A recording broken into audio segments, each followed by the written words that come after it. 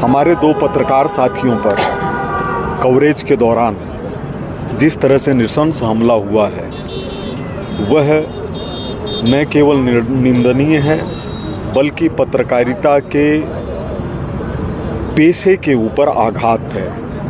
अगर पत्रकार इस तरह से हमले के शिकार होंगे तो किस साहस के साथ जाकर के वो कहीं भी खड़े हो सकते हैं। यह तो उस तरह की बात हुई जैसे थानों की पुलिस काम करती है, वो अपराधियों के बीच जाए कार्रवाई करने के लिए और उनको मारने लग जाएं लोग, तो क्या स्थिति पैदा हो जाएगी।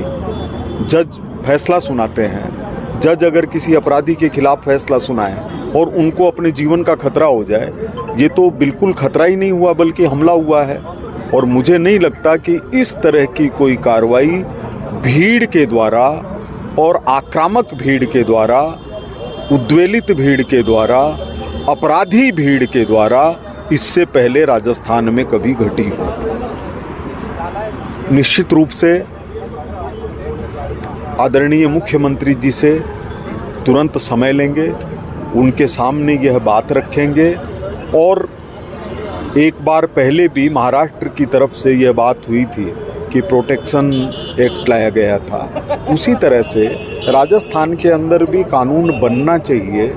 ये पिछले विधानसभा के अंदर भी ये सवाल उठाया गया था और वापस इसको परिश्रम करके लोगों को साथ जोड़कर इसको करवाने की कोशिश करेंगे। गोपाल जी, आप खुद पेशे से पत्रकार हैं, यूपी में भी बीजेपी सरकार है, वहाँ में भी पत्रकार आए दिन पिट रहे हैं और राजस्थान में प्रदेश सरकार तो बीजेपी की सत्ता में है, यहाँ भी पत्रकार पिटे हैं, तो आप क्या कहेंगे जो बीजेपी पिटवा रही है दोनों को? नहीं, ये कहना विषय का सरलीकरण है।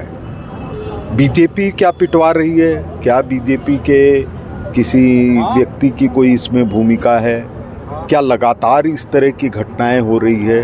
हमको घटनाओं के लगातार होने से ज़्यादा चिंता इस बात की है कि यह एक ऐसा पेशा है जिसके ऊपर अटैक कैसे हो सकता है, और अगर किसी ने किया है तो उनके ऊपर इतनी पुख्ता कार्रवाई करनी चाहिए कि वो आगे से भयभीत हों, उनको लगे कि इसके बाद में बचने की कोई भी गुंजाइश नहीं है, कोई भी प्रभाव, किसी भी तरह की शक्ति उनको बचा नहीं सके।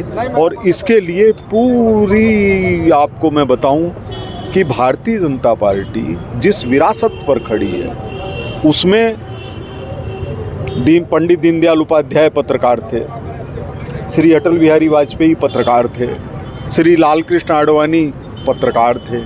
तो इस तो पार्टी की रचना में ही पत्रकारों का प्रमुख स्थान है। तो इसलिए बात पुरजोर स्वरों में उठाएंगे और सरकार साथ रहेगी और इन पर कार्रवाई सुनिश्चित करेंगे।